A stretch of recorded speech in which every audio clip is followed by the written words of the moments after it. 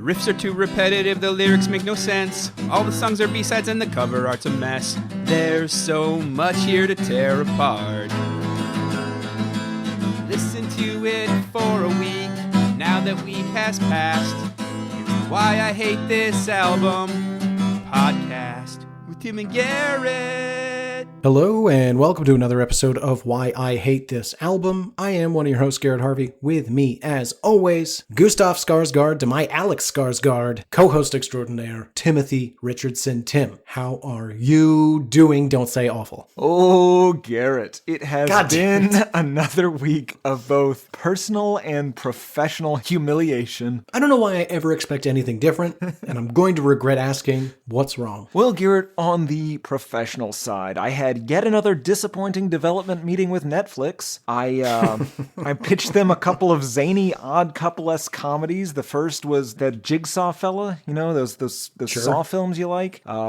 He kidnaps as one of his victims one of those Cenobite fellas from the Hellraiser movie. Okay, it makes hilarious sense. hijinks ensue because they didn't like that. He thought that was going to be far too dark for the romantic comedy crowd, I believe. Yeah. Huh. Romantic comedy is not what I thought it was going to be. Did they fall in love? Oh, yeah, Garrett. Fascinating. Okay, you know what? I was going to say my issue with it, personally, and I wish you'd run it by me, they're too similar. Not odd couple enough. No, they're the perfect odd couple. One of them is trying to torture a guy, but the other guy's enjoying all that torture. Oh, I see. So he's like, you want to play a game? And he's like, yes, I do. Exactly. I see. Yeah, no satisfaction. From either of them, really. At some point, it just devolves into that Ukrainian joke of the masochist says to the sadist, hurt me, and the sadist says, no. Yeah. Anyway, I pitched them another thing right after that because they didn't like that. This is another zany, odd couple-esque comedy, romantic-styled comedy. It's sort of a Taken/Equalizer-style film at the beginning where a man's family gets kidnapped, but it turns out he's BTK, so he's not really that concerned about getting him back. He has an entirely different, just really disgusting set of skills and desires. I'm a pass. Well, I'm hoping Hulu is... It's a real shame, Garrett. I still have Tobin Bell under contract to do both. I feel like that should be a selling point. They did not even let me get there. Interesting. Yeah. You probably should have led with that. We have Tobin Bell. Yeah. I also, yesterday, seriously misread the invitation to a fundraiser. Oh boy. At this swanky Midtown bar. Have you ever been the only person at an Eyes Wide Shut party that forgot the mask? No, I haven't, but I can imagine.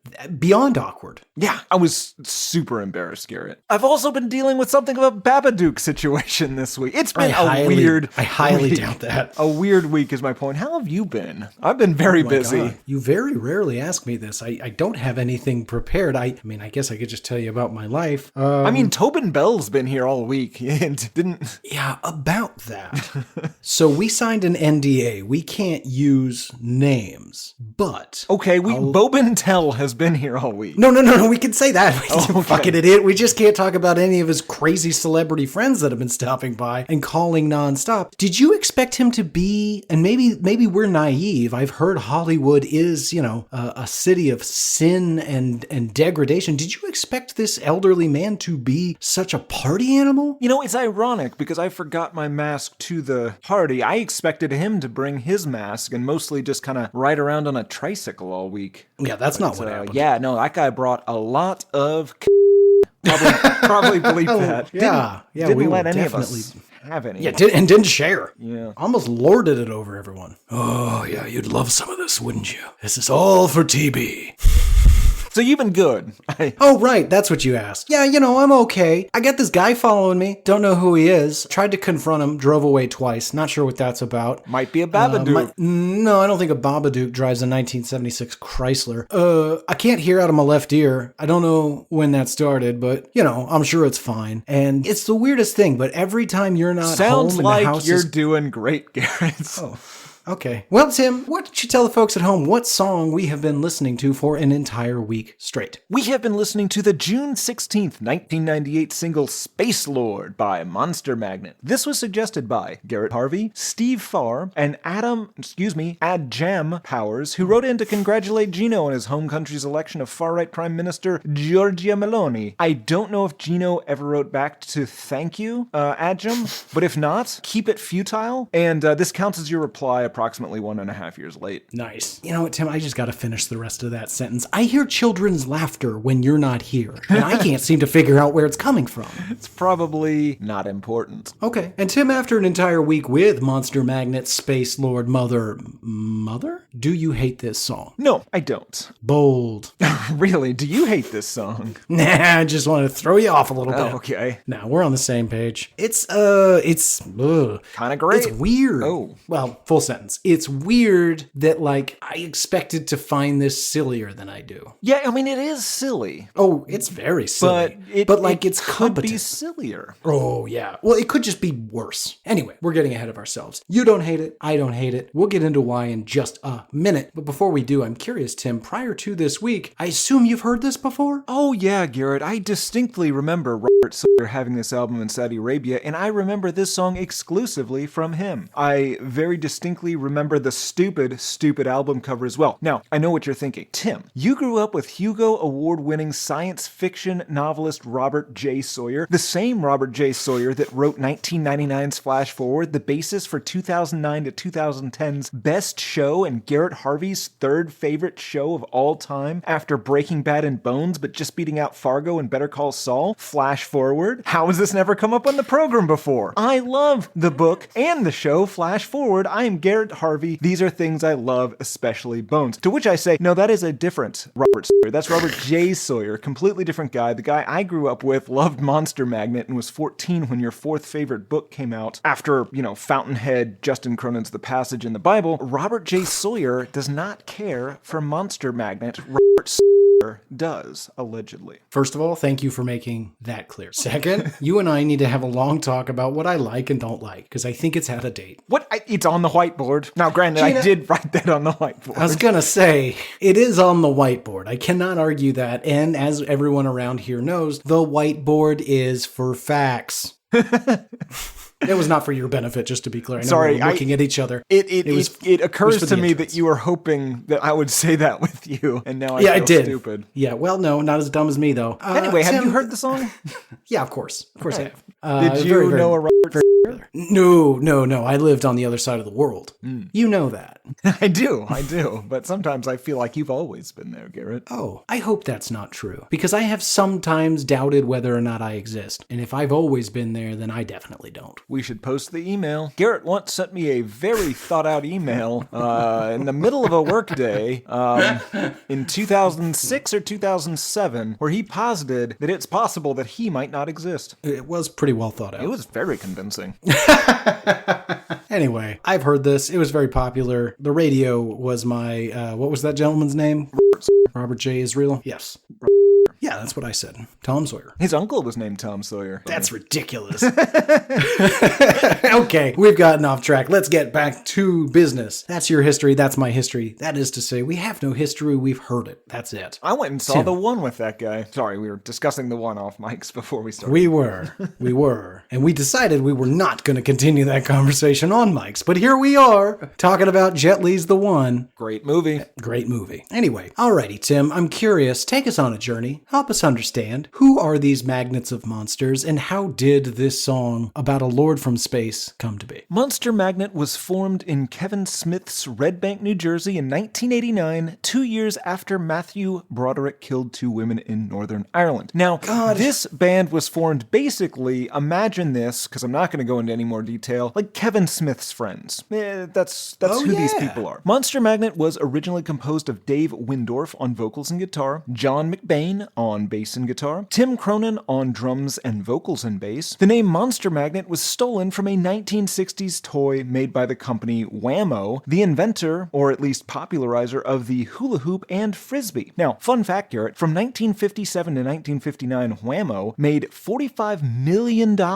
just selling hula hoops. That's ridiculous. That is the equivalent, Garrett, of approximately, in 2024 money, $500 million goddamn dollars. It was revolutionary, Tim. Before then, Tim, all hula hoops were just straight poles. That's not going to work at all. That's not going to work at all. It was awful. They it was awful. Also, Garrett, they sold 20 million Super Balls in the 1960s. Garrett, this product was so popular. The Super Bowl is named after it, literally. Nope. It is. Nope. No, I promise you it is. 100%. Show your work. Okay, go to the Wikipedia page for Super Bowl. Anyway, the band Monster Magnet is basically the Super Bowl of the music industry. These are all wow! true things. Full stop. This is terrible. You've really outdone yourself. First, slow clap.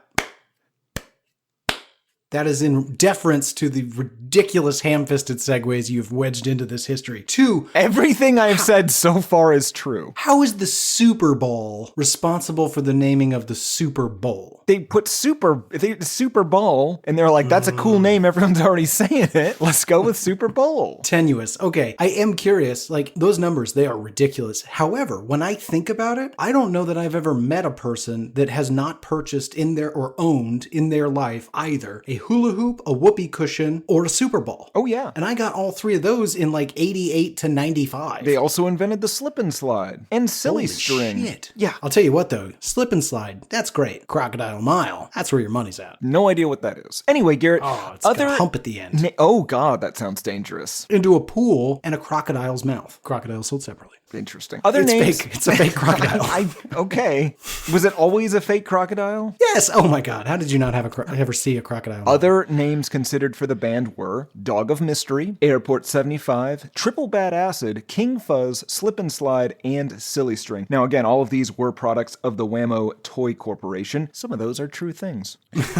In 1989, Monster Magnet released a couple of demo cassettes, changed members, changed instruments, and released the EP Monster Magnet on a German label, and signed to Caroline Records in 1990. Tim Cronin left the band but stayed on as their sound man, and also doing like lighting and effects for live shows. Now, the International League of Tims was displeased but ultimately voted against boycotting Monster Magnet. Now, 1991, the year John Hamm intentionally set a man's pants on fire at the University of Texas at Austin. Same year Nick Offerman scalped a man in a Home Depot parking lot. Monster Magnet released the EP Tab, which had the 32-minute song Tab on it, sort of a Inagata-Davida type move. Then they released Spine of God, changed drummers again. They toured with Soundgarden, and as a direct result of that, got signed to A&M Records. Then John McBain quit and was replaced by Ed Mundell. He was also in the band Atomic Bitchwax, which, Garrett, was also weirdly named for a Wham-O product. By the 70s, they were making a sexual lubricant from capsaicin extract from their very after-dark line of sex toys. 1973 was a weird and gross year for the nation. Oh, God. You want your inside bits to boon? No.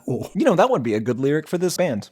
We'll see. Anyway, I gotta just say, I don't know if maybe I don't pay as close of attention every week. I feel like there is a lot of misinformation this week. In 1992, they released Super Judge, and then Dopes to Infinity in 95. Now, that featured a song about Ego, the living planet, which was called, you guessed it, Ego, the living planet. Around this time, Mitch Hedberg saw them live and did that joke about how he cheered for the wrong part. He cheered for being a human being because he didn't know that, do you feel like an animal is coming? Remember this? You like this. I don't. You're a good. I remember it was a bit about Starburst, maybe? No, it was Lifesavers. Cheetos, I think. Dave Windorf then moved to Las Vegas and created Power Trip, their commercial breakthrough released in 1998 and featuring the song of the week Space Lord, as well as a song about MODOK. Garrett, are you familiar with MODOK? Yes, I think anybody who saw the incredibly disappointing Ant-Man 3 is now unfortunately familiar with MODOK. Yes, this song better than that movie. Now, when I say commercial breakthrough, it was certified gold and it hit number 97 on the US Billboard chart. It did, though, make it all the way to number 1 on the US Top Heat Seekers chart, which is a chart reserved exclusively for bands that to that point have never had an album placed in the top 100 on the Billboard Top 200 or any of the top 10 of any of the lesser charts. It's a very complicated system. Yeah, who knew? Yeah. The song of the week Week was a radio hit. Monster Magnet got to tour with Aerosmith, Metallica, Rob Zombie, Hole, and Marilyn Manson, a perfect 5 out of 5 of bands we have featured on this show. They released God Says No in 2000, and then also in 2001. One was the UK, one was the US. Now that album predicted the coming 9/11 with songs such as Melt, Heads Explode, Doomsday, God Says No, Kiss of the Scorpion, All Shook Out, Gravity Well, Down in the Jungle, and Cry. They released the EP Love Monster in 2001, replaced some more band members, and released a greatest hits in 2003. In 2004, they released Monolithic Baby, and Dave composed the soundtrack for the film Torque, as well as featuring some of their songs on the actual, songs part of the soundtrack. Now that film, have you seen that movie, Garrett? Yeah. Isn't Ice Cube in that movie? He is. Also Adam Scott for some reason. No. Yeah, he is. It's allegedly making fun of the Fast and/or the Furious, but is somehow worse than those movies and doesn't seem like it was intended as a joke initially. I don't believe it was a joke at all. Yeah, there's a fun How Did This Get Made about it. I watched that movie actually this past year in an Amsterdamian hotel while I put this rounding up the Dutch? Yes, rounding up, not kidnapping, acquiring some Dutch. Yeah, certainly not purchasing. You didn't buy anybody. I didn't. In 2006, Dave overdosed on prescription drugs. They had to cancel a European tour. He blamed insomnia. For that time, he took a full bottle of sleeping pills. And we all know kind of how that happens, right? Oh, sure. You just forget, you do it again, you forget a little while later, you do it again. Before you know it, you've taken a whole bottle. In 2007, they released Four-Way Diablo. In 2010, they released Mastermind, featuring a song about the Fantastic Four. This is going to be a theme. In 2013, they released Last Patrol. That featured a song about Dormammu. Oh, God, really? Yep. In 2018, they released Mindfucker. 2021, they released A Better Dystopia, which I think is a clever name for an album, maybe? Yeah, I don't mind it. Yeah. Better than Monster Magnet. Maybe. But I mean, there's probably some more interesting things that happened in those later years. But again, as you said, it's Monster Magnet, so la face. Shia beef to you. Well done, Tim. Kept it brief. Appreciate it. High notes only. Let's give everybody a little taste before we go a moment further in case you're in the car and don't have a chance to catch up on your Monster Magnet. Here it is, ladies and gentlemen. Space Lord. Hit it, Gina. Space Lord, So there you have it. First question, Tim. Do people know this song? Well, I don't know. Robert Sawyer did. Well, everyone that's been to Robert Sawyer's house knows it. I'm going to almost have to ask you to not bring up Robert Sawyer again. I don't know what it is about him with you. You said his name like 80 times. It's weird. We're probably going to bleep it. But we're going to leave the Robert J. Sawyer part in. So really eagle-eared listeners will figure out who it is probably. Anyway, I think anyone that's seen the Ricky Bobby movie, Ricky Bobby? Yeah. I think Talladega Nights? Yeah, I think those people have heard it. I assume it's in that? It is, yes. It would be odd if it wasn't. I assume. Go back and edit in a different movie title. If you were alive in 1998 and listened to alternative or rock radio, you probably heard this. Yeah. But I don't know if it stuck around. Right. Younger listeners, which is half of you. Probably didn't buy it. Nobody bought it. Did you buy it? No, I know God, your no. friend Ricky Bobby did, but... Robert Sawyer, but yes. God, I'm not going to have to bleep this name so many times. What the fuck, man? I just gave you an out. If we set the precedent, we call him Ricky Bobby, you don't have to do it anymore. It's like your first year on the podcast. Yeah. Are you Tim? I am Gordon. Oh, fuck. Can I talk to Tim? It's very like stoner rock, right? There's like psychedelic kind of stuff. It's clear that they've been listening to a lot of, War Pigs. Have they been listening to War Pigs a bunch? I heard like my initial thought was this sounds to me like if Soundgarden had come out after Queens of the Stone Age was established as a famous band. That's an interesting thing because several members from this band, obviously not the main guy, but they would go on to do things with like grunge bands, Eddie Vedder and the like, and also Queens of the Stone Age and other Josh Homme projects. So yeah, I think that's exactly what they're going for. Oh, okay, well then they kind of nailed it. Yeah, maybe Queens of the Stone Age stole their sound from Monster Magnet. I mean, almost certainly not, but possible.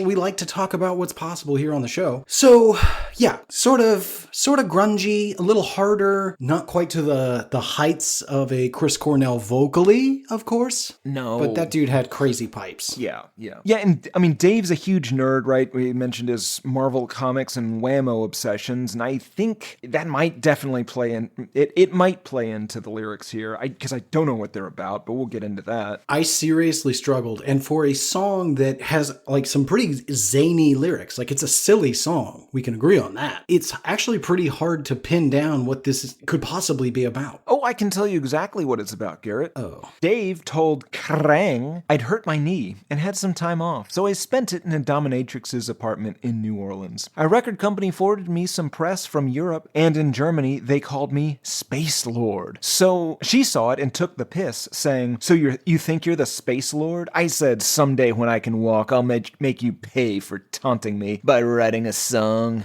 Okay, but like what's in that song? And also, why can't you write a song just because you have a hurt knee? Is his songwriting knee dependent in some way? Maybe he's a very like mobile writer. So unless he's he like goes, pacing. Yeah, he goes for like long walks through the neighborhood, just going, "I've been stuffed in your pocket for the last 100 days." You know. I like to think he's walking down the street just going, "Street Lord." Nope, not quite right. No. Sky Lord. No, God, it's something. It's close. It's close, Garrett. It's so close. Landlord. No. Nope, that's a thing.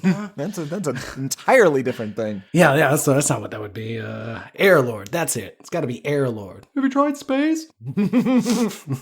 Anyway, let's see here. Yeah, so sort of a post-grunge metal sound. What else need to be said, right? Yeah, I mean, that's pretty much it. It starts out acoustically, and then it gets a little bombasty. But, I mean, the whole thing is still very muted. Yeah, absolutely. There's really only one section where he goes full Cornell and, like, scream sings. Not in a bad way, but just in a much more enthusiastic way. A lot of this is talk sung. Yeah. All right, well, let us not stand on any more pretense. Let's get to it. Song begins. I've been stuffed in your pocket for the last 100 days. When I don't get my bath, I take it out on the slaves. So grease up your baby for the ball on the hill and polish them rockets now and swallow those pills and sing. Pause. What? Right? What?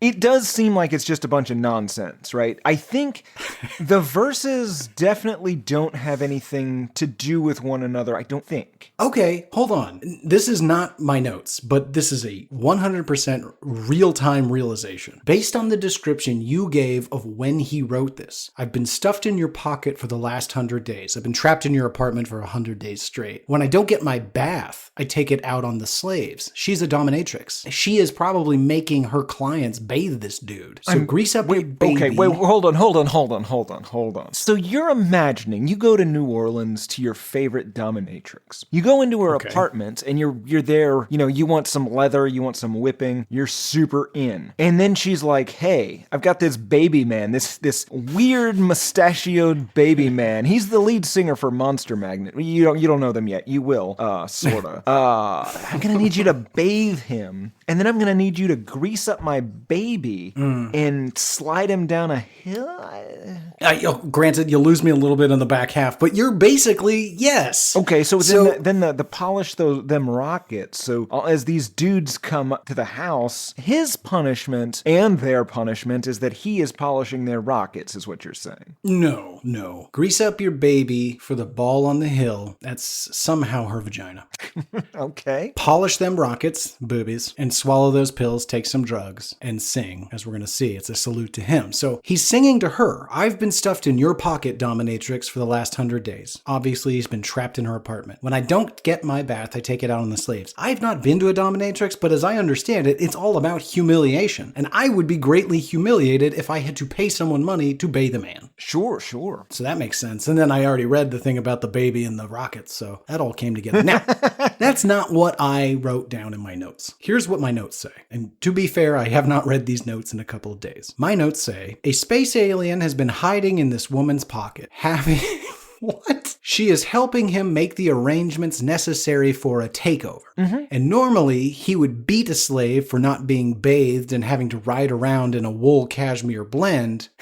And what he means by the rockets is, get ready for some fireworks. I'm about to blow up half of your planet, and take those pills so the gas doesn't kill you. Weird stuff. Although I think that makes sense in verse 3, because I think that this whole song is a reference to Galactus attacking the Earth, fighting the Fantastic Four, some sort of like 60s Marvel cosmic character. It might be about that Silver Surfer fella from the so far best Fantastic Four movie, Fantastic Four 2, Rise of of the Silver Surfer, where Galactus is just a cloud for some reason. No purple hats to be found here. This is a serious movie.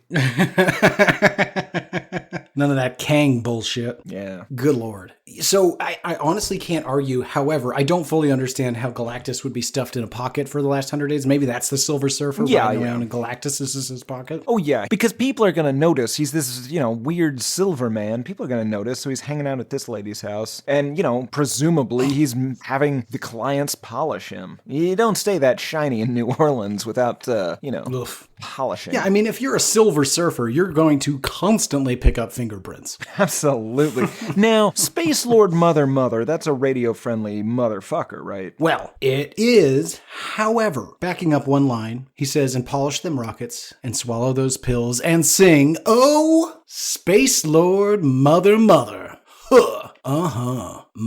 He does Zedler a little bit there, doesn't he? He does.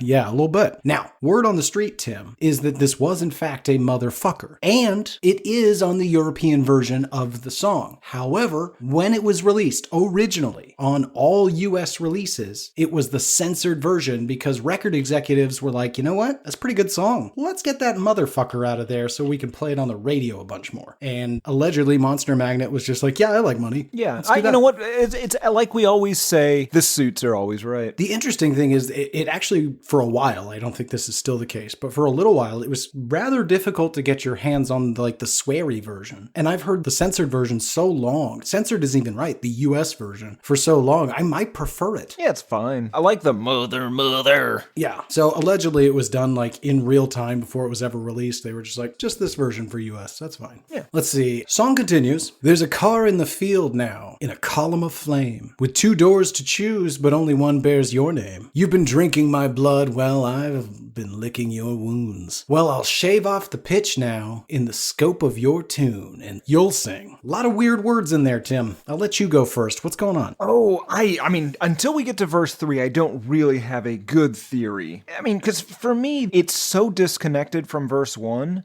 that it's kind of hard to put this in context of what this song is. The best I could do was it's the origin story. First you get introduced to the main character who's riding around in this little pocket planning the demise of the world, and this is now the beginning, their origin story. And maybe his ship crashed into her car, nearly killing her, so he let her drink of his blood, both putting her under his command and saving her life. Okay, and so he's a space vampire. Sort of. It does give her superhuman space powers, and he's shaving the pitch or the imperfection off her to be his new, what does he always call the Silver Surfer? His acolyte or some shit? I don't know. Yeah, I don't know, man. I didn't really read comics. I just saw that excellent film.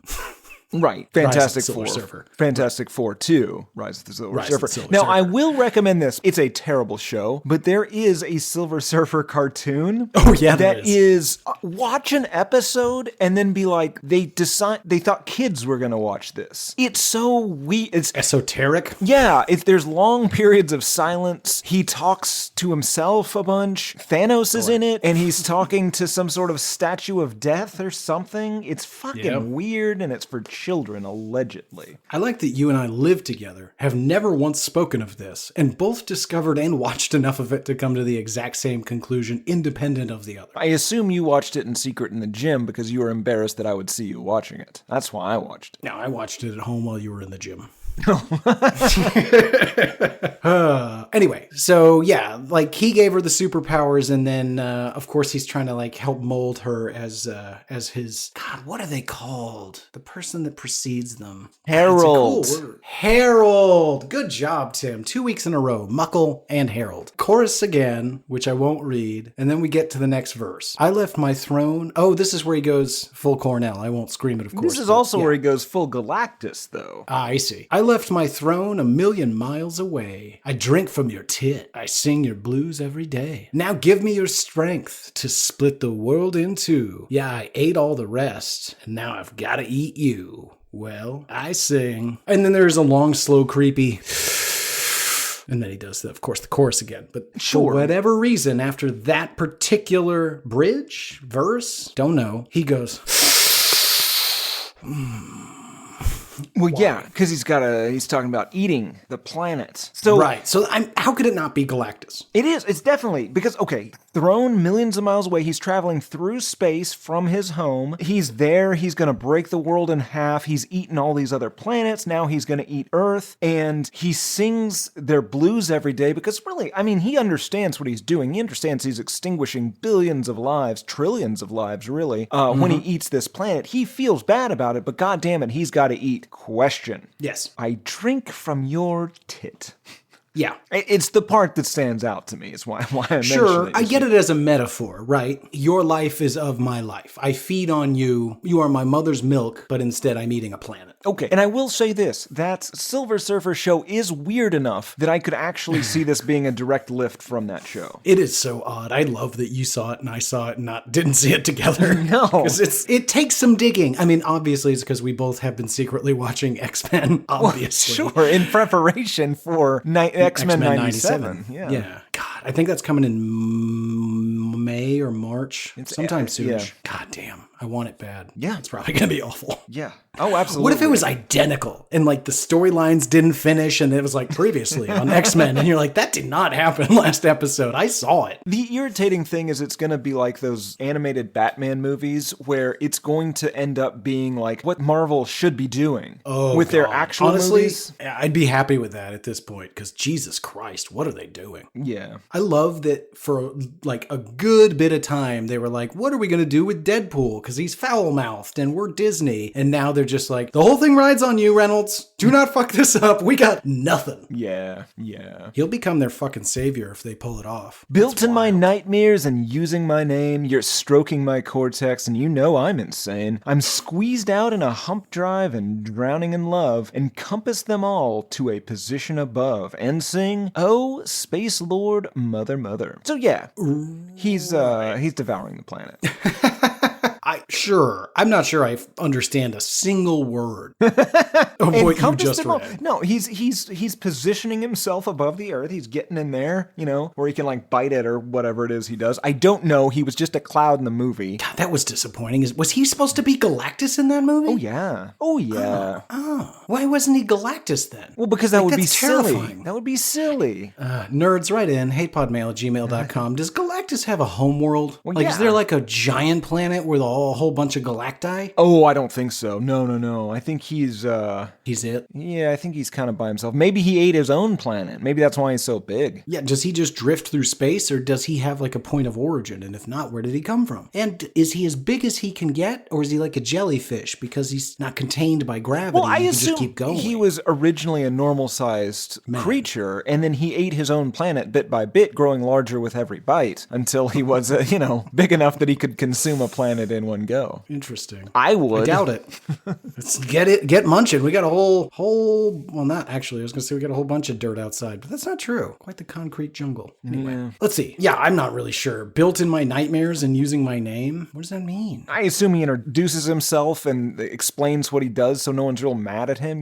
He positions himself above the planet and he's like, hi, my name's Galactus. Now, I am going to kill all of you, but listen, I will die otherwise. Yeah, good. Die. No, Garrett. Why are you taking the Galactus' side? Well, I'm not. I mean, in this theoretical, I get it. Like, I would also, listen, if I had to kill everyone, no, you know what, we're not going to do this. I'm just going to Your empathy is going to fuck us again, Richardson. It's Ebersol. Yikes. Chorus again, third verse again. Interesting choice. Well, you got to get the second tit drinking in there. Yep. And then we get a bridge, allegedly, which is basically the chorus 4 times in a row. The bridge is, I lost my soul when I fell to earth. My planets called me to the void of my birth. Now, the time has come for me to kill this game. Now, open wide and say my name. I think this is the Silver Surfer talking back to Galactus. He's decided he's not gonna the Herald anymore. Okay. Or he's banging mouths. I don't know. I don't know, man. Let's see. I lost my soul when I fell to earth. So it's obviously not Galactus. No, it's the Silver Surfer. When he decided to, be the guy that dooms planets, he lost his soul. His planet calls him back. It's calling him back to rebel and, take back whatever. The time has come for him to kill this game. The time has come for him to stop, being Galactus's bitch. And then, I don't know, open wide and say my name. Maybe he's going to fly into that guy's mouth like a bird. Oh, and like shoot out the back of his neck. I don't know. Nerds, write in heypodmail@gmail.com. How do you kill a Galactus? Or a galacti. Multiple galactuses. Listeners, write in heypodmail@gmail.com. Is there more than one Galactus? Listeners, write in hatepodmail@gmail.com. What is the plural of Galactus? Listeners, write in gpodmail@hatemail.pod. Which one of us is having a stroke? And that's the song. We get Space Lord from their mother 13 times in a row. God. Cool. Which brings us to the music video. Yeah. It starts off with what the internet is calling a homage to Metallica's Enter Sandman, which I did not bother to go back and watch, so I'm just going to assume they're right. The band is playing acoustically and singing in a dark room. There's lots of close-ups. Can I talk to you a minute about our lead singer? Oh, please. He looks to me, I don't want to be rude, but if I had to describe him physically in this video, I would say he looks like a bad Halloween costume of Anthony Kiedis. Like if there were two at the party, you'd say the good one or the other one, and he'd be the other one. Sure. I think he's kind of trying to go for like a Dimebag Daryl kind of look. Yeah, he sort of strikes me as like white guy Dave Navarro. Yeah, he is. He looks like, and again, because he is from Kevin Smith's Red Bank, New Jersey, and is approximately the same age as Kevin Smith, it really feels like he is a Kevin Smith character, right? This is, if Kevin Smith, like Clerks era or Mallrats era Kevin Smith, was designing a character in his movie to be the rock star, this is what he would look like. I think he just looks like Red Bank, New Jersey trash. No offense to our Red Bank, New Jersey listeners. You don't, but you know what I'm talking about. You've seen this guy walking around town. Oh yeah, absolutely. Just an average Joe. Right. Yeah, he's Jason Mewes, but, you know, grungier. Yeah, but, you know, trying to be a rock star. Yeah. Yeah, it just kind of, anyway. So, the bassist, the only other one I noticed is like, so you've got the spotlights on these dudes, they're in a dark room together, and you're getting a sense for who they are as they begin the song. We see a bunch of wacky outfits, sort of like they like robbed a novelty photo booth. Yeah, there's a nude goggles. boy and a nude old man. They have mother written on their chests. Oh, you're jumping way ahead. Is that I'm in the first scene? Intro, come on. Yeah, I guess you're right. Yeah, suddenly there is. They're not necessarily nude. Come on. They're just shirtless. Well, the camera stays waist up, so I assume they're nude. You and I assume differently. I assumed they were just shirtless for whatever reason. That old man looks like every man I've seen in a Big Apple gym locker room, Garrett. He's definitely nude. The boy might not be, but the man is. Is the old man the Space Lord? No, I don't think he could eat a planet.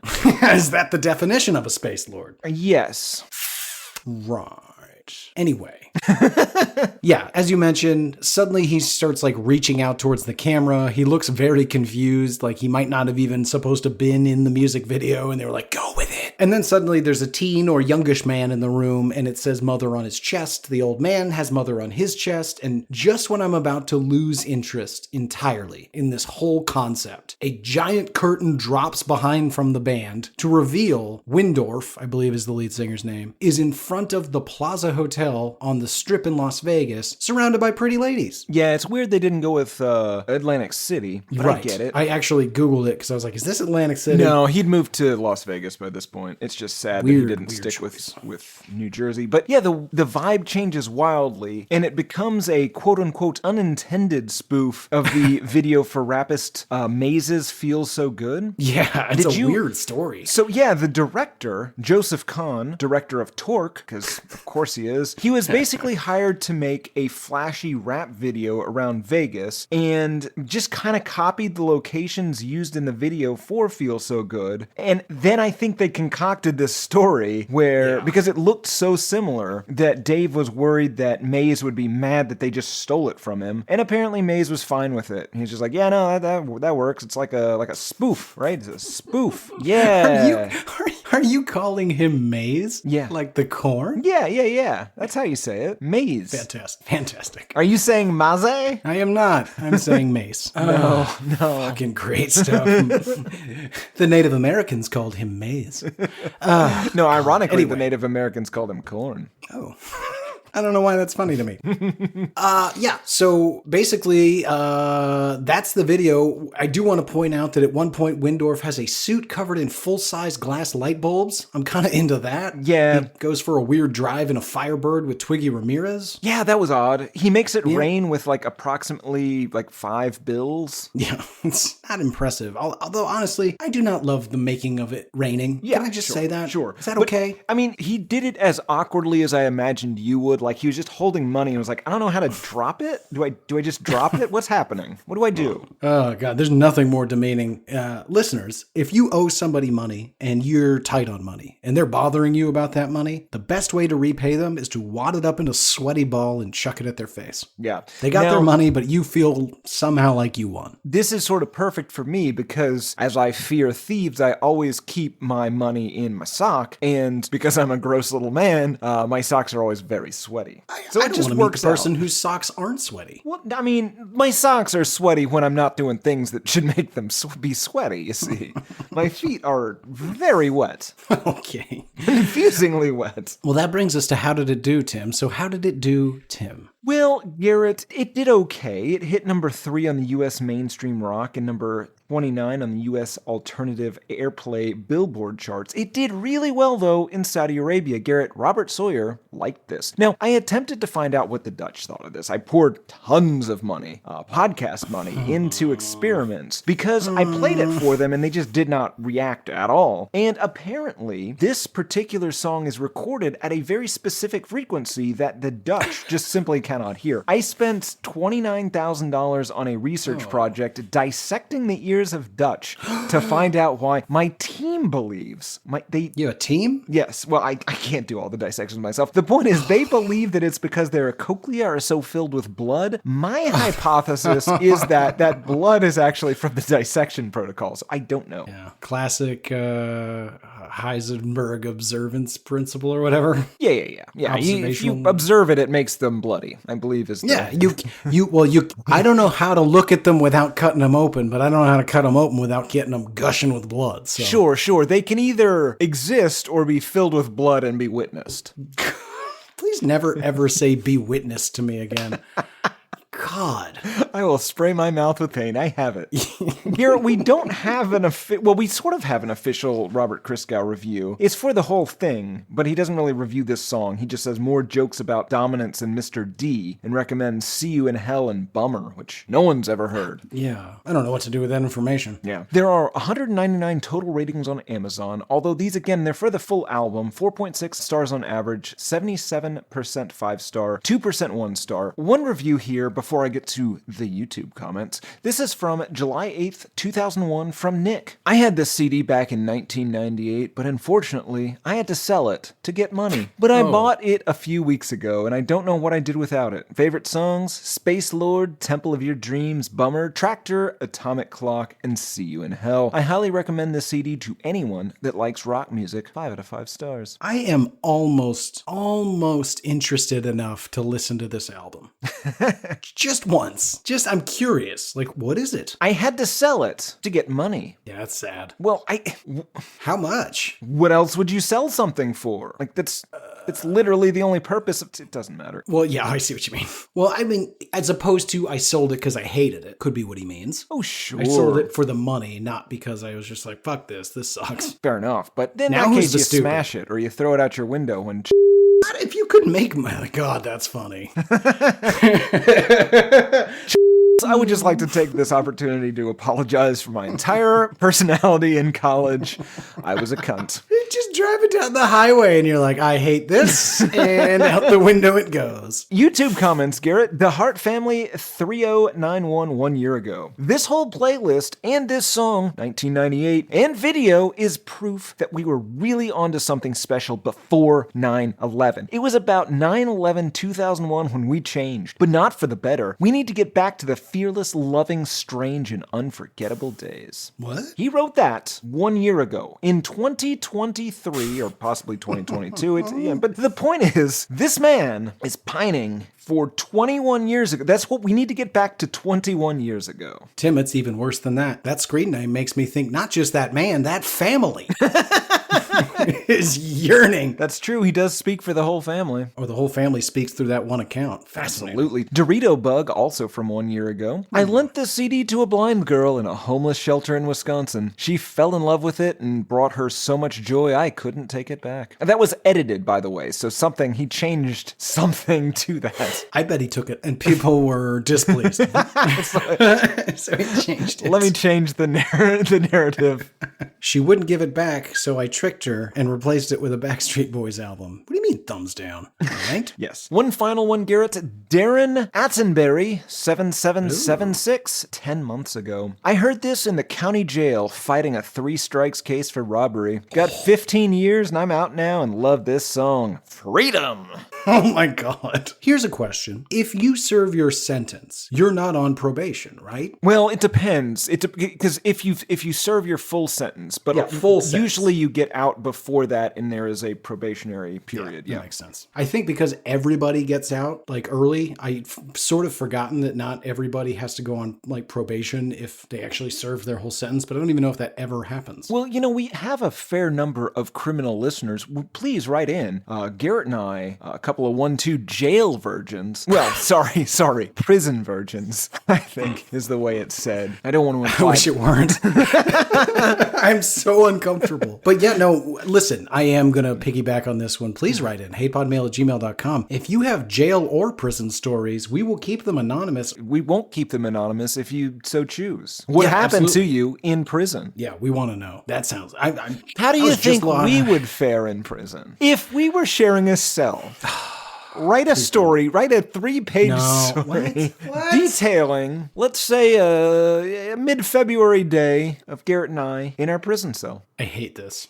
Or don't. God. Anyway, Tim, that brings us to the very critical question. Who is this for? This is for fans of Silver Age Marvel Comics and Robert Sayer. And ex-convicts. Oh, yeah. And blind girls. Don't forget about the blind homeless shelters. I never do. People that think 9/11 made the world worse. Families that think, Wait, what? We're going to bleep whatever you're talking about. Well, no. Didn't make it better. The Hart family, they want to get back to the pre-9/11 days. Oh, right. I mean, we all do. There was a brief period there from 96 to 99 where we all thought it was going to be like that forever. I was 11. How old are you? What would that be? Like 15, 16? No. You want to be 15 again? I know what you were like when you were 15, Garrett. It was horrible. God, that guy was awful. Yeah, that's the thing. You pull that monkey paw and you wish to be back in 1996. You are you forever in 1996. Don't do it. Forever? Oh, I assume. Why forever? Well, you say, I want to be back there. I want to live in 1996. That's true. God, that would be horrible. Yeah. Is it one day or is it the full 365? Oh, full 365, and then it jarringly starts over again. Interesting. And everyone knows it, too. Like, everyone knows it, and they know that you did it. So, oh,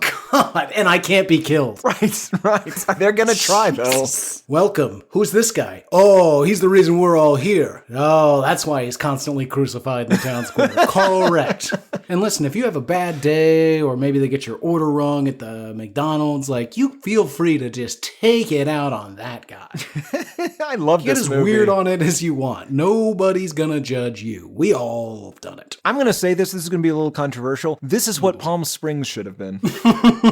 It's good, though. Yeah, no, absolutely. All right, that brings us to the part where we ask it one more time. I don't know that anything has changed. Do you hate this song, Timbo? No. I want to hear more about what it's actually about, though, because I would like to hear a full interview of them just going, basically them doing this show, but like explaining what it's actually about, because it's fucking weird. I feel like we should be able to get in contact with Monster Magnet. Like, they're not too big for us. No, we may be too big for them, actually. Careful.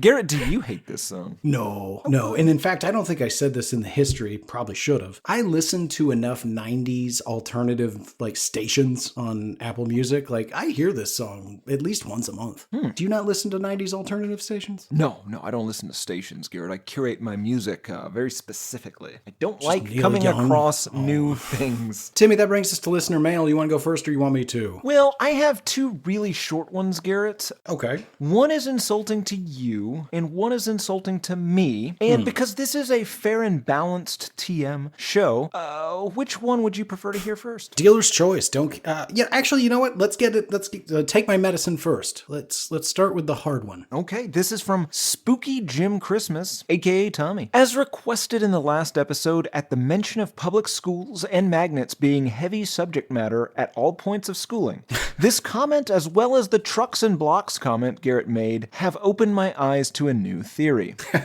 Garrett is autistic. I was a student teacher for my school's special need program for all of middle school and high school. Magnets were a monthly topic. I'm also thinking his blocks and trucks were a hyperfixation in his youth, just as body painting and poetry was in his teen years, and now rock climbing as an adult. In Jesus' name, Tommy. And then a week later, because I didn't see that or respond on the DMs, he said, that's just my Garrett theory. Spooky Jim Christmas. If I'm just autistic, I'm going to call that a huge W. I think Spooky Jim Christmas got a letter from Gino while he was in the army, or boot camp. Oh, is that kid? I That's think so. hilarious. Yeah. Yeah, I mean, probably. Like, no debate here, Yeah. doctor. Yeah, I mean, he's Although got something wrong with his brain. Well, I guess we're not supposed yeah. to say autism is something wrong. It's the next stage of human evolution now. I don't know why we have to compliment it. I'm a filthy neurotypical. You're not. You're not. Well, no. But in the autism department, Sure, yes. you are neurodivergent. I mean, again, though, so are you. Well, sure. You're so neurodivergent. Your neuro is diverged so far from normal. I feel like I've diverged from humanity entirely. I could look upon Yes. it without any... Like a cat. Sure. I'm more cat than I was man. going to say with but your thing is less creepy. Yeah, no, I'm trying, man, because what you say in private upsets me. Great email. What else you got? Where's the one that insults you? Oh, I just want to say, I'm going to be furious if it also insults me.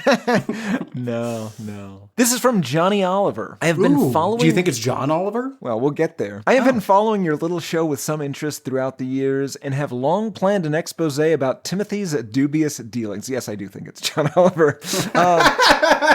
Dear Timothy should stop co-opting my catchphrase, and this is true, because, and this is true, I will release it if he doesn't change his ways. Plagiarism is a sin, and Timmy is a sinner. Regards, Johnny Oliver. Not to be confused with the one on TV. I just beat him up once and took his real name as my street name, allegedly.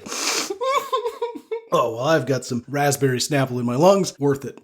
Yes. That was Now, really funny. I will say I'm pretty sure that I don't say, and this is true because of John Oliver, although I will admit he does say that quite often. But, and this is true, you cannot own, and this is true. No, you can't. And I can vouch for the fact that you've said that for a very long time. Yes. Now, I will stop saying it, though, because depending on what you know about me, I do not want to lose my prison virginity. No.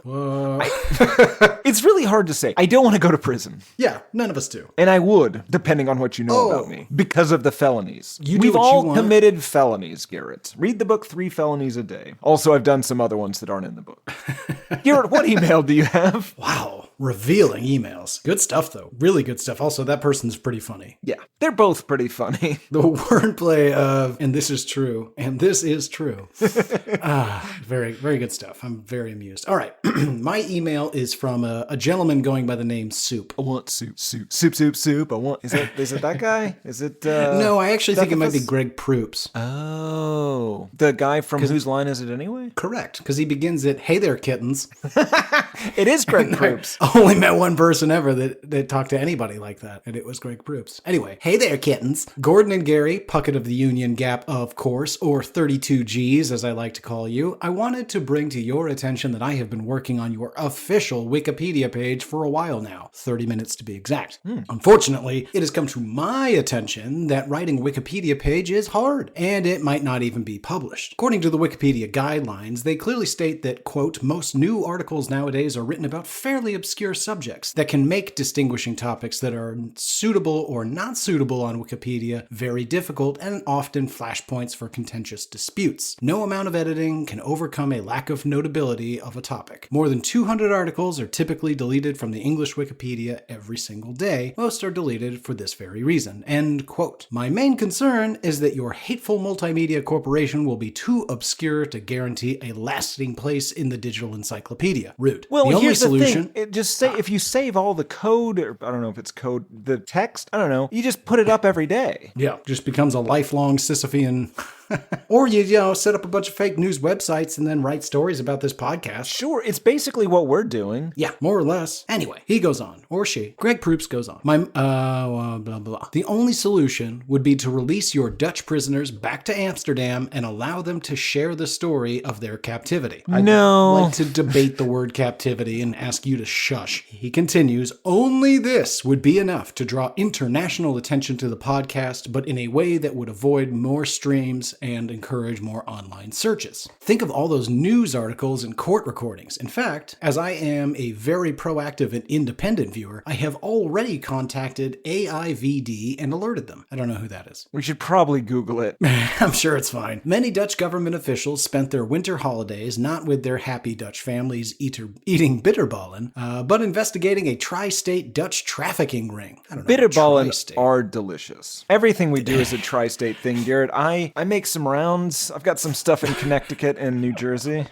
Oh my God. I did a thing in Pennsylvania the other day. Stop confessing to crimes. These aren't confessed crimes necessarily. I just went there and did a thing. Now, I'm Where not crimes saying... happened. Sure, absolutely, but I'm not confessing to any of them. I just went there to do a thing. Oh, I am so glad I'm not your lawyer. Anyway. Garrett, Oh, shit. I'm when your lawyer, Gino aren't I? falls asleep, you're the only one It's a- sitting at that table. I'm co-counsel? Yeah. Yikes. Anyway, email continues. I also took the opportunity to let them know that you were responsible for the CD crate terrorist attacks that plagued the countryside until recently. You're welcome. I forgot about that. That was not terrorism. That was cultural sharing. Yes. What would you call that? Not cultural networking, but cultural appreciation. Outreach. There it is. Good work, Timmy. That's just cultural outreach.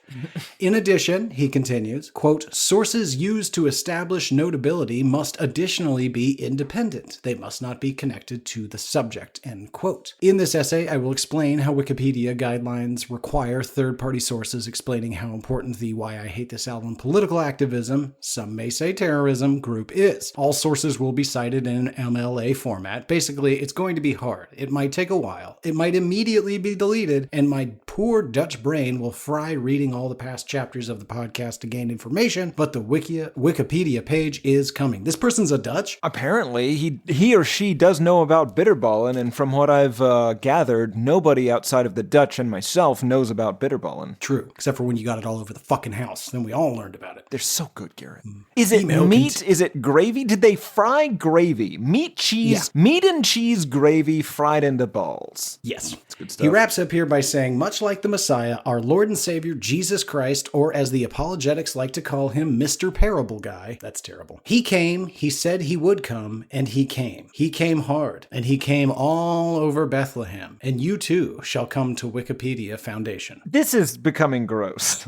Peace be upon you. I don't remember what name I put for this, so whatever that was. Excellent. Brought it back at good the job, end there. Soup. I want soup. Yeah, that was probably Greg Proops. It has to be, right? Yeah. Great emails. Soup, keep it coming. Proops, keep writing that. I know you're a diligent researcher, so, listen to every episode. Use that, you got all sorts of AI now that'll easily transcribe an episode. Do that. Start populating fake articles all over the internet, or real articles, I guess. If people read them, they're technically real. No one will. I can guarantee you that. But, you put them out there. Maybe Wikipedia will let you keep it. I don't know, but I appreciate the effort, and I'll be Maybe disappointed commit a if they don't. crime spree and spray paint our names, Don't do in that. the crime locations? Is that what you Please call it? don't. Crime scenes. Maybe get a bunch of stickers made for the podcast in cities we definitely are not in and couldn't drive to easily, tri-state area, and put those everywhere and advertise for us. We could be like a viral campaign, but we don't pay you and don't really give you much direction. Perhaps if you have access to some sort of skywriting plane or just a banner. Yeah, I was gonna say if you've got a big airplane that I mean, need I say more, right? Yeah, if you've got a big airplane, do whatever you want with that thing and just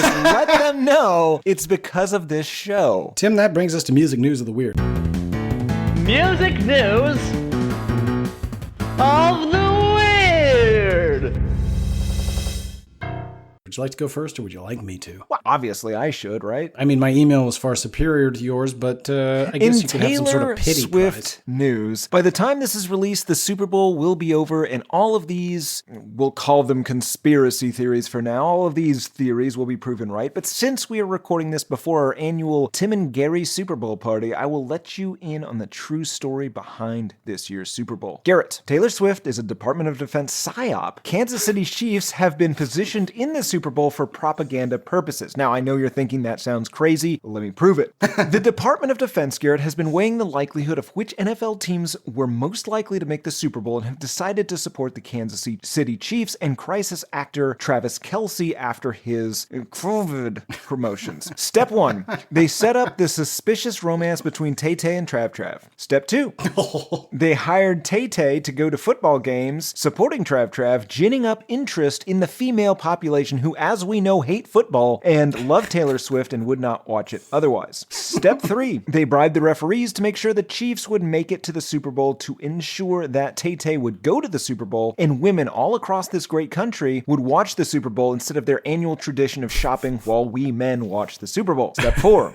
they rigged the Grammys so Tay-Tay would win Album of the Year, making her even bigger than ever. And then step 5, the deep state, or whatever, will use this to, and I'm quoting here, convert low-propensity voter Swifties as a critical ballot harvesting strategy for the Democratic operation in swing states. Now, a Fox News anchor, fair and balancedly, our phrasing, said, actually on television, Garrett. This was said on television on Fox News. Around 4 years ago, the Pentagon's Psychological Operations Unit floated turning Taylor Swift into an asset during a NATO meeting. Then, Garrett, failed presidential candidate Vivek Ramaswamy said, I wonder who's going to win the Super Bowl next month. And I wonder if there's a major presidential endorsement coming from an artificially, culturally propped up couple this fall. Just some wild speculation over here. Let's see how it ages over the next 8 months. Now, admittedly, Deputy Press Secretary Sabrina Singh had to deny this obvious psychological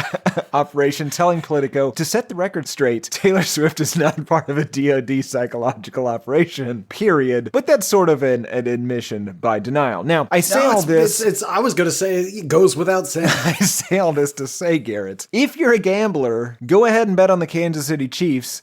George Soros has made sure they're going to win so that Biden will also win. They're going to win because they're way better. Right, because the refs are on their side. And so. No. And this is coming from a person that really wants to see the Chiefs lose. Like, really wants to see that happen. But they're going to win. It's not surprising. Why do you hate America?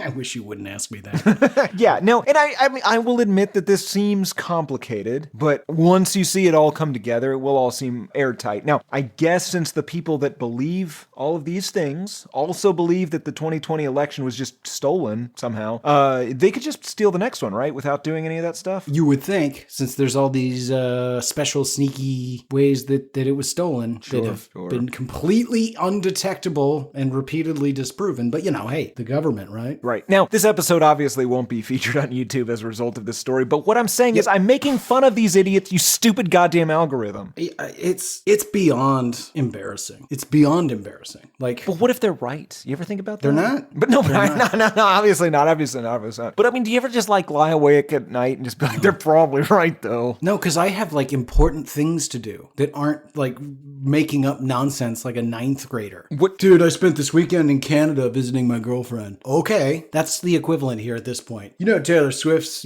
she's gonna okay, I'm gonna give you the benefit of the doubt on 5% of this. Could Taylor Swift single-handedly tip an election? Yes. Yeah, I feel like she could do that without this whole Super Bowl thing, right? Right. She just has to say, vote for this person. Because she's bigger than the entire NFL? Yes.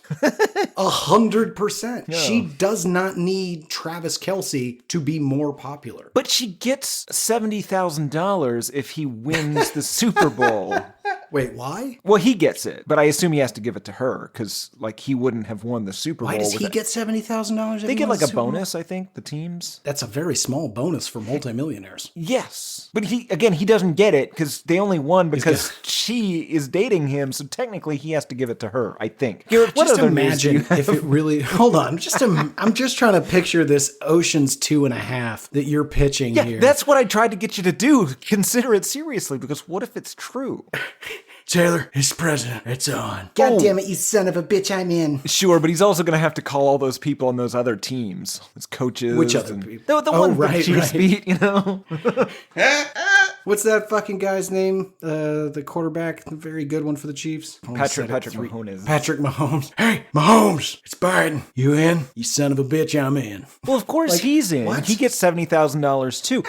Again, multi-millionaires, $70,000 in their couch cushions. Like, the amount of coordination for this by people that can barely tie their shoes is just, and I'm talking about the president. Yeah, Like, we know, it's- because you hate America. No, because he's a very, very old man. A very old man. I'm here for America. Yeah, it's, you've made me angry. Andy Reid had to comment on it.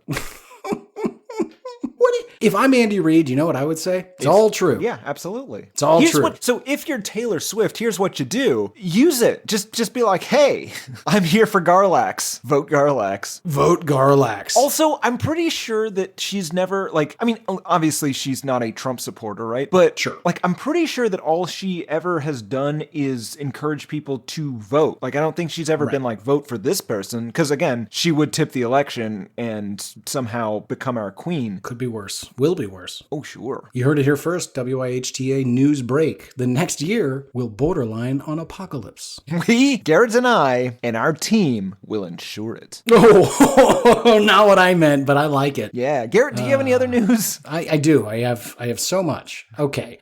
In weirdly timely 50 Cent adjacent news, recently, literally Monday, February 5th, a convicted drug dealer reluctantly testified in the Jam Master Jay murder trial. Yeah. Known for his anti-drug advocacy as part of the groundbreaking rap group Run DMC, apparently JM got involved in cocaine deals in his later years, as Tim pointed out in our now borderline groundbreaking 50 Cent episode. Taking the stand at the federal murder trial over the DJ's 2002 death, Ralph Mulgrave gave the full testimony about the alleged drug dealing that prosecutors claimed got the rap star killed. Allegedly, Jam-born Jason Mizell approached him periodically to sell cocaine that he would then use to quote-unquote make ends meet. But by the drug dealer's definition, he was not in fact a drug dealer himself, but just simply trying to pay the bills. I'm gonna continue to cover this, Tim, because I am fairly certain that 2 people are going to be convicted of killing Jam Master Jay in the next month. Absolutely. And I would just like to take this opportunity to say, listen, if you've got a little bit of money and you give it to a guy who you know for a fact is going to buy drugs and sell those drugs and then give you a larger amount of money and no drugs ever touch your hands, Not a crime. not a crime. Yep. Now, legally, no idea. Yeah, no reason to look into it. But I mean, morally, I feel okay about it, you know? And the more levels of separation you can create, the better you can feel about yourself. Sure. And I wouldn't really extend this to any sort of crimes, really. Like, so let's say Not any. Well, Not in theory, you give a amount of money, Yep. and then a thing happens. Okay. We'll say in Eastern Europe or somewhere, and then let's say that causes global stocks to plummet, but you've shorted these stocks. Sure. Not a crime. Not a crime. Yeah, okay, I'm with you. I'm just saying that has limits. Like, what if you had to down a whole plane, like a whole Argentinian soccer team? Well, I mean, again, you're not doing any of this. You're just giving a guy money and then collecting money on the back end. There's nothing wrong with a smart investment. That's true. It's just really paperwork at that point. Numbers on a page. Listen, were crimes committed? Sure. Absolutely. Did I know about them though? No. I mean, we knew about them. Well, sure, I read the papers. Hypothetically, yeah. Yeah, but I didn't have any hand in them. Well, sure, no hands. I mean, now you won. It was planned by the person. Sure, but not at my house. Not at my house. Sure. Dave and Buster's. That's A lot where of we it was plan planned something in like this. that. It doesn't matter. It doesn't matter. Tim, what other news do you have that isn't planning a murder? Well, Garrett, We Could Have Seen Those Snop Feet if not for that goddamn meddling wife news this week, Snop Dogg was very close to joining OnlyFans, where he presumably would have shown us those feet. According to Snop, he said, they were like, OnlyFans wants you to come on there, Snop. You could do about 100 million. All you gotta do is pull that thing out. Presumably, he's talking about his toe or something. I don't really know. Ain't no way in the world she gonna allow me to go on there and pull that thing out for no amount of money, Snop said. Also, like, does Snoop need $100 million? No, but like, do it though, right? Right. It's like, here's the thing. There's perverts everywhere. And I'm not saying, listen, if you're into OnlyFans on the giving or receiving end, that's fine. That's just fine. commerce. It's no worse than the transaction we just described. My point is... Someone say way better. Yeah, absolutely. No one was killed in a plane wreck to tank a stock. Who were they expecting to pay $100 million to sneeze Snop's feet and penis? Women? Were women going to do this? Were gay men going to do this? Curious podcast hosts can't possibly make up $100 million. I don't know. I don't fully understand how paid pornography works. Yeah, I think they only make like very little money. I think they make millions. No. I think there's like 3 of them that make millions, and then they tell everyone that they can make millions, but then they only make like, $500 a month. Very sad. That sounds right. It's the listeners write in. It's the Joe Rogan Why I Hate This Album podcast Comparison. ratio. Yeah. I shouldn't say this. I know for a fact we have listeners on OnlyFans, OnlyHams. Ooh, Tim. Ooh, I like this. Yes, sexy competing poses for hams. No. Yeah, no. OnlyHams You is grease just up one of those hams. It's yeah. Wait. You let make me a finish really and good you don't Christmas dinner, and you take Yes. a picture of it for Yes. people to Yes. view and Yes. massacre to. Yes. Okay, we're on the same goddamn page. Yes. Sorry. I didn't think we were. OnlyHams. Yes. Get the URL, Gino. Oh, Garrett. Yes. What other tragic losses for our democracy do you have to tell us about today? Well, Tim, in Some People Have Too Much Goddamn Money for Their Own Good News, I learned that last year, the Talking Heads, after they surprised everyone by briefly reuniting in support of the A24 restoration of their 1984 concert film, Stop Making Sense, which, if you like the Talking Heads and you've never seen that, watch that. It's very good. Not the point. However, when they did a couple of shows together in support of this re-release, everybody asked the same question. Hey, are you guys getting back together again? Since they hadn't performed together in 22 years, and they hadn't toured in 40 years. Suddenly they're playing shows, so they're like, obviously they're getting back together. They did not get back together, but listen to the deal that allegedly the group turned down from Live Nation. Live Nation allegedly offered the Talking Heads $80 million to perform 6 to 8 concerts. Live Nation. We will perform 6 to 8 live shows for a quarter of that. $800,000. Oh, that's way less. No, we won't do it for that. Yes, we will. Yes, we will. Yes, we will. Have you been turning down close to $1 million? Why? You're not answering. Oh my God. Gino, get the black book. This goes down in the black book. Okay. Hold on. Do not interrupt me. That's the date, the 6th. What? No, don't tell them that. Now they know how the sausage is made. Dave, I'm almost certain you told everyone we record everything 4 months in advance today. Please don't read the DMs or the It was comments. a comment. Jesus, learn how to use Instagram.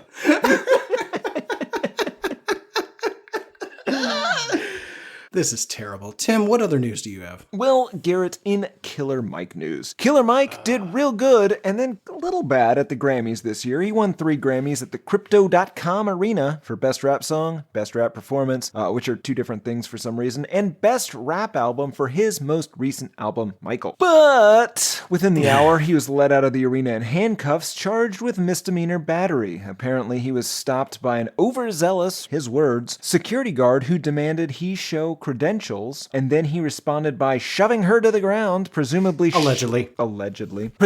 saying, I got your credentials right here.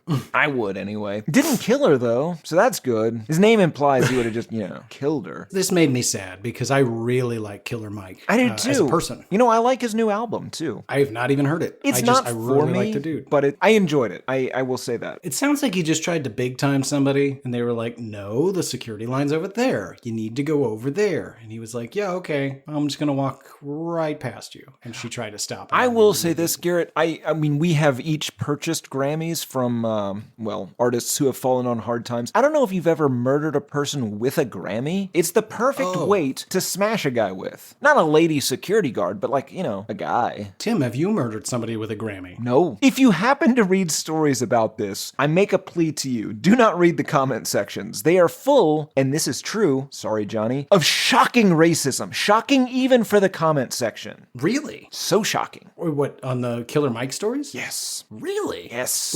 I presumably against black people. All of them. Oh. This is it doesn't matter. I'm not going to get into it. I'm don't not going to get repeat into it. Yeah, we don't need to hear it. It's just shocking. Don't read them. Garrett, what other shockingly racist news do you have? Or regular news, either one. I mean... In other Grammy news, even Metallica knows the Grammys are a joke. As the Grammys were Sunday, as of this recording, Metallica's win for the Best Metal Performance Award was the highlight of the show for sure, but not for any of the reasons that the Grammys would like it to be. First off, whoever was in control of the walk-up music played for the band to accept the award, picking Crazy Train by Ozzy Osbourne seems like a weird choice. Next, rather than the band showing up to receive their Grammys, just Robert Trujillo did. Interesting. He is, the bass player and has played for Ozzy, so that kind of counts. He was literally the only person to accept the award, and during his acceptance speech said, quote, Lars, James, and Kirk could not be here as they're with their families. Thank you. Yeah. Well, they could have been there, though. Yeah, absolutely. Absolutely. Although, actually, Trujillo did joke. He was like, I live in Southern California. This was on the way to get dinner. Yeah, it's weird. I mean, don't they, though? I guess they're San Francisco. They probably live in, Connecticut now. Yeah, I was going to say, I doubt they live anywhere near society. Yeah. Well, Lars definitely lives in, isn't he, is he Norwegian or... yeah, something I don't remember. That. His father, it probably was at this point, some sort of gnome from... that sounds right. It's been a minute since we did. God, did we ever do any more Metallica, or did we just do the one? Well, we did Lulu. Oh, right. That doesn't count. That counts. Like a girl.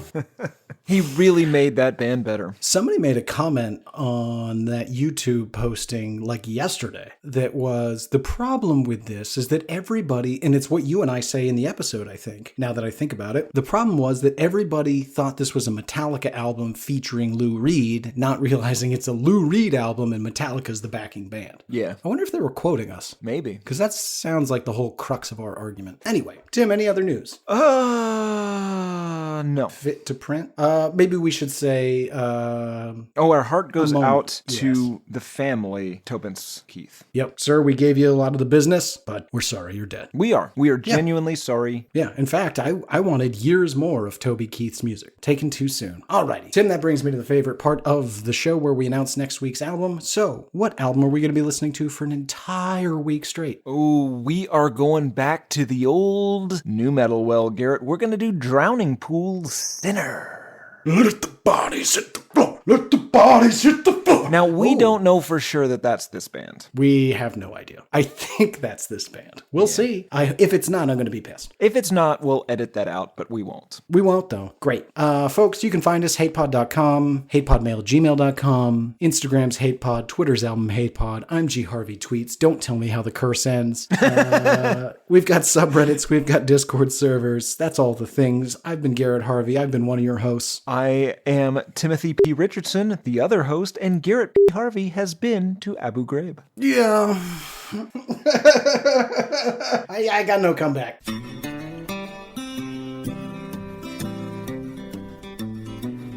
There's cowboys running through my dreams. Nothing's quite the way it seems. I joined the Navy, got kicked out in a week. My facial features aren't distinct. Try to find some meaning in these songs. The genius is a genius, got it wrong. No, it's a lobster murder sex thing. It's the bleaching of the rear. A full assault on both your ears. The riffs are too repetitive. The lyrics make no sense. All the songs are B-sides. The cover art's a mess. Listen to it for a week. Now that week has passed. It's the Why I Hate This Album podcast with Tim and Gary.